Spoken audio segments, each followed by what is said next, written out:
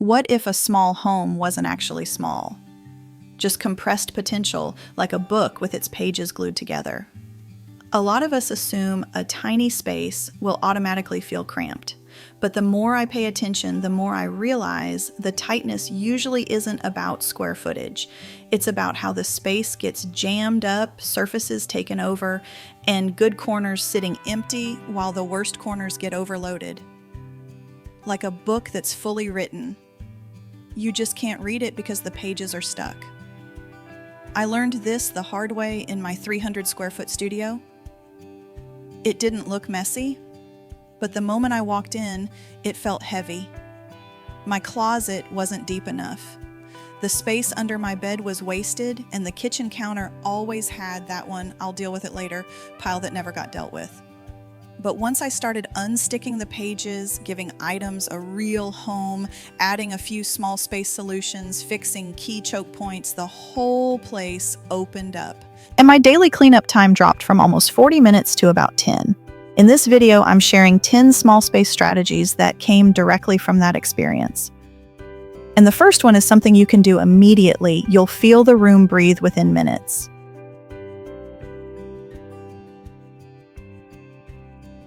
Tip number 1.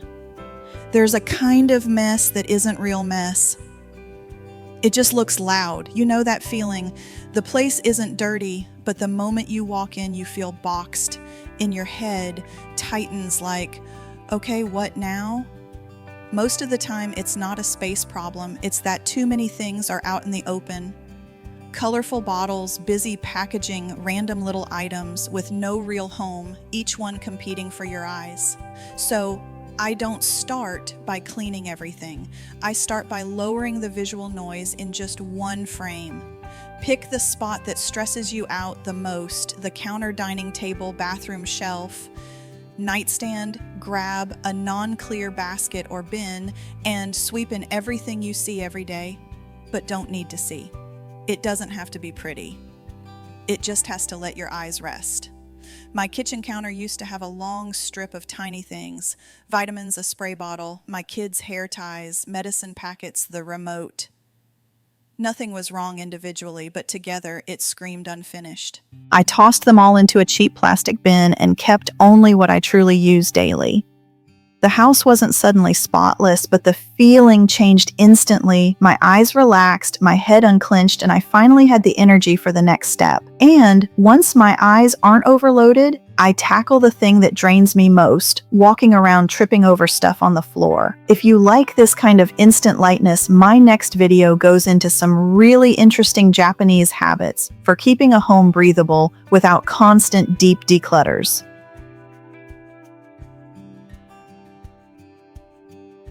Next, if you're always seeing coats on the floor, a purse by the chair, or your kid's backpack by the door, don't assume anyone's messy or you're not strict enough. Dropping something is simply easier than putting it away, especially when everyone comes home tired. If putting it away means opening a closet or walking extra steps, your brain will always choose the lower effort option. So I don't clean first, I watch first. For a day or two, just notice what ends up on the floor most and where it keeps landing. Bags, coats, helmets, backpacks.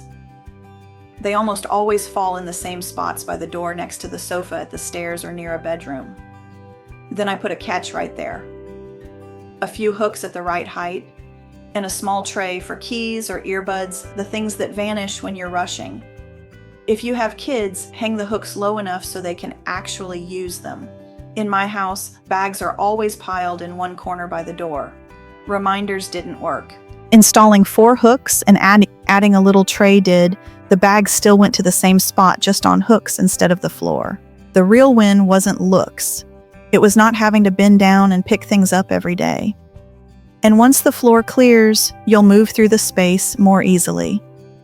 But eventually, you'll hit the next problem. Okay. Everything's hung up, but I still don't have enough space. That's when I pull out the most basic small home trick: reclaim vertical space.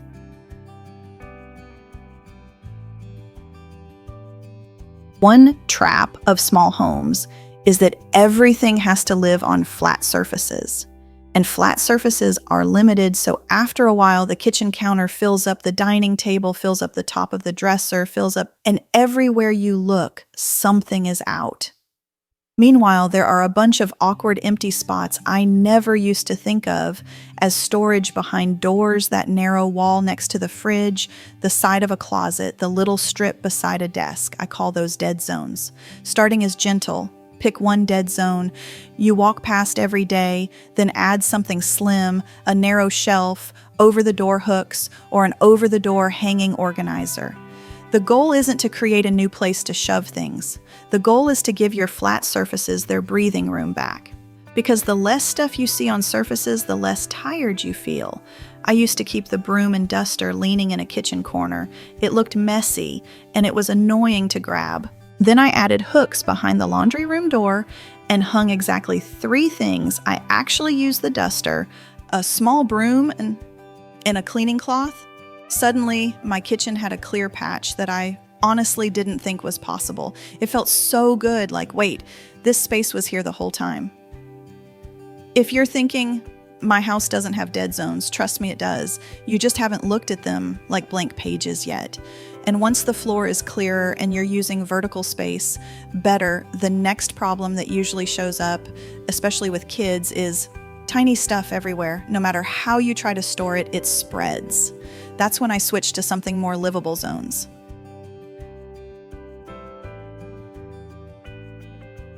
Here's a truth I accepted pretty late. I don't live in a showroom. I live in a real house with people, with stuff, and with tired days.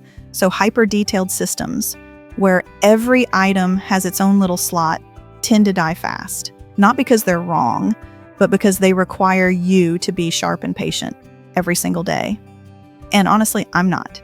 What I need is a system where my kid can put things away, my husband can put things away, and I can put things away even when I'm exhausted without thinking. So I stopped trying to make a home for every single item and switched to broad zones. You just need a shelf or a section of a cabinet, a few small or medium baskets, and simple labels like Lego Art Play-Doh dress-up books, and one basket labeled MISC. Don't be afraid of MISC, it saves real homes, because real life always has things that don't fit perfectly anywhere. Before I picked up toys every night, I'd say, put your toys away, and my kid would just freeze because she genuinely didn't know where anything was supposed to go. And I'd get irritated because it felt like I had to do it all. Then I set up 5 baskets with big labels at kid height. At night, I stopped saying clean up. I started saying one very specific thing: Lego goes in the Lego basket. She could do that. I stopped yelling in my head. And the house didn't need to be perfect, it just needed a clear path home for things. Zones make your home run better.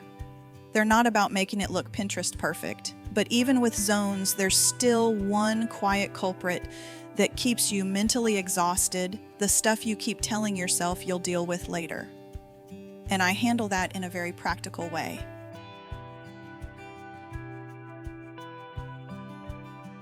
Now, I want to say this, some stuff isn't exactly messy.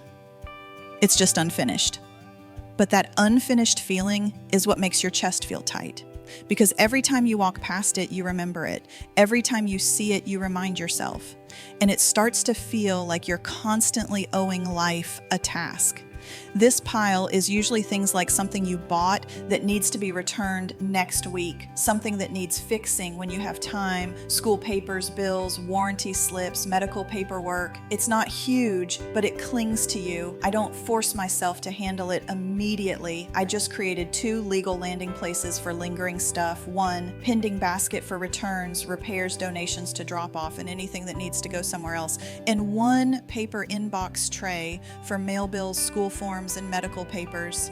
Then I give it a tiny appointment 10 minutes a week. Not every day. You already have enough every day. My dining table used to become the meeting spot for everything I'll deal with tomorrow. Medical papers, a school receipt, an item I meant to return, a few random slips. Every time I sat down to eat, it felt like the table was saying, "You're not done." I put the pending basket in a closet near the door so it was ready to leave the house. And I put the paper tray right where I naturally drop my bag so papers wouldn't drift.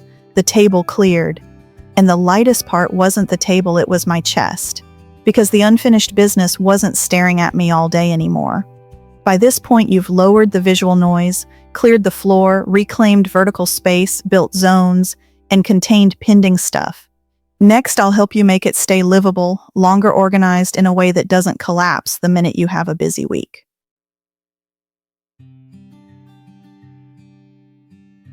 Next, this is the moment you stop trying to organize harder and start giving your stuff an actual limit. I used to think my problem was that I hadn't found the right system yet. So I'd add another bin, another basket, another divider, and still end up doing the same thing, shoving things in and fighting the drawer shut. And honestly, that daily cramming is what wore me out, not the mess itself. Here's the shift: the container is the limit. If the drawer is full, the answer isn't pack it better. The answer is we have more than this space can hold. A mini example: I had one bathroom drawer where I kept jamming in hair stuff brushes, clips, scrunchies, a random travel bottle. Every morning I'd dig, get annoyed, and leave half of it on the counter. So I gave it one small tray. If it didn't fit in the tray, it didn't live in that drawer. The drawer started closing, and my mornings stopped feeling like a tiny argument. That's the payoff. You're not negotiating with your stuff every day. Your space sets the rule for you. And once you accept full means reduce, you naturally start thinking, okay, where can the not everyday stuff live so my daily spaces can breathe? That's where under the bed becomes a quiet little lifesaver.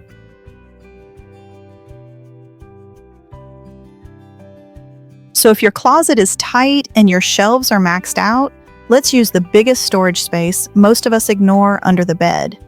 2 rules make this work and keep it from turning into chaos: only seasonal plus low use, and never maybe items. If you're unsure about something, it doesn't go under the bed, because that's how out of sight turns into forgotten forever. To make it practical, not dusty and annoying, use lidded bins or zip bags and choose ones that slide or roll easily. If dust is a concern, that lid matters. If pulling things out is a pain, you won't use the system, so make it easy to grab. My simple setup is 2 or 3 labels, winter extras, and only if you need it. Memories. And I leave one side for rotation, the stuff I'll actually swap in soon. The emotional effect is immediate when your closet stops bulging getting dressed, stops feeling like work before your day even starts. And once you free up that daily storage, the next question becomes really clear. What pieces in my home are taking up my most precious resource, floor space, without earning their keep?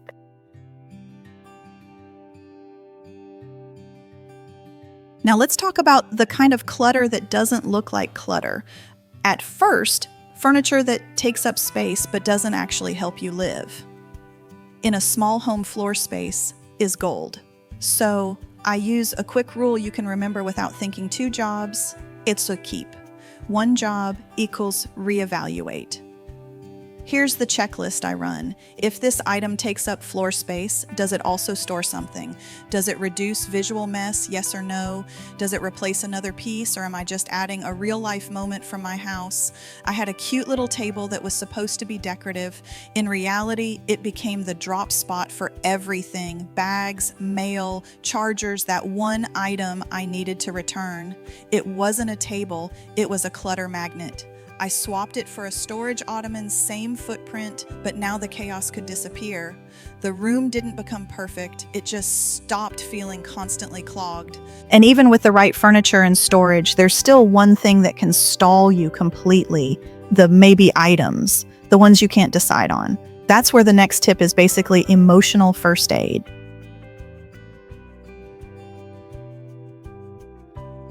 Okay, if you get stuck on indecision, this is for you. Because the real problem isn't the item, it's the mental bargaining loop. Your brain keeps negotiating as long as the item is visible and available. But if the item is out of sight and not gone, your nervous system relaxes. You're not losing it, you're just pausing it.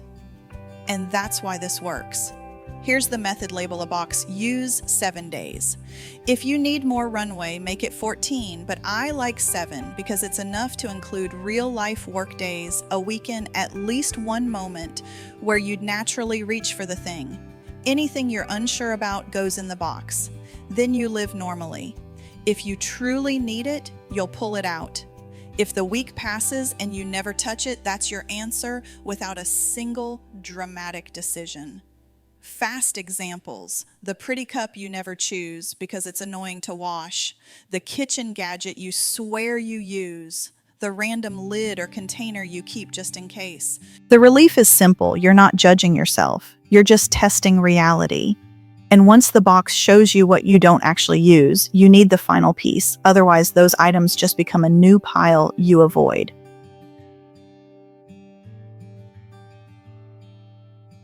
Last tip, and honestly, this is what keeps all the other tips from collapsing. If your home has no outflow, it will reclutter. It's not a character flaw, it's physics.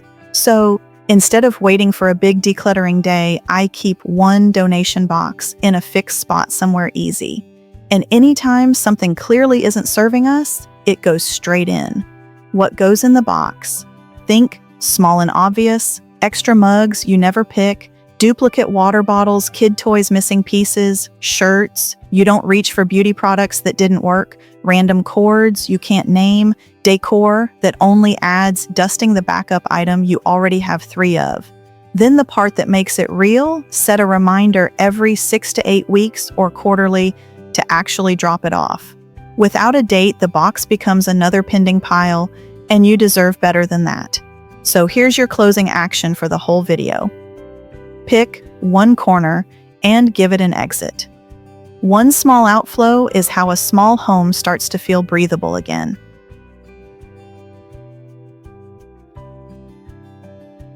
That's it. 10 things I still use in a small home to keep it from getting clogged up and to stop feeling like I'm fighting my stuff every day. You don't have to do all of them. Honestly, one small change is enough to start. Saving time matters, but the bigger win is having a mind that feels less scrambled in your own space. So pick the easiest tip for you today and start there. If even one piece of this video helps you breathe a little easier, that's enough. Want to keep going in a way that's calm but actually effective? The next video is one I think you'll really enjoy. Japanese home habits that make a space feel comfortable, easy to live in, and less likely to fill back up over time. Watch that one right after this. And if this helped, so I know it's genuinely useful, and subscribe if you want to build a home that feels easier to breathe in day by day.